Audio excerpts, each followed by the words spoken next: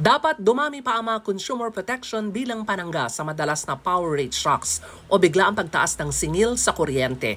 Ito ang panukala ni House Deputy Minority Leader Franz Castro matapos i-anunsyo ng Meralco ang reduced power rate ng 1.9623 per kilowatt hour ngayong buwan ng Hunyo. Ayon kay Castro, makabubuti at pinayagan ng Energy Regulatory Commission ang staggered payment para sa buwan ng Mayo para makatugon sa billing cycle mula sa wholesale electricity spot market o WESM. Iginit ni Castro na bigyan ng mas maraming proteksyon ang mga consumer kabilang ang mga generation companies na balikatan ng added cost sa halip na ipasa sa kanila mga consumer. Nare-recommenda din ni Castro na magtakda ng cap ang ERC para sa mga napipintong pagtaas ng singil sa kuryente para mabigyan ng babala ang mga consumer sa presyuhan. Una rito nirekomenda ni Castro dapat hatiin at gawing pautay-utay ang planong taas singil sa kuryente. Ito anyay habang wala pang napapanagot at patuloy na inimbestigahan ng Kamara ang mga serye ng yellow at red alerts. Para sa MBC TV Network News, ako si Milk Regunan. Sama-sama tayo, Pilipino.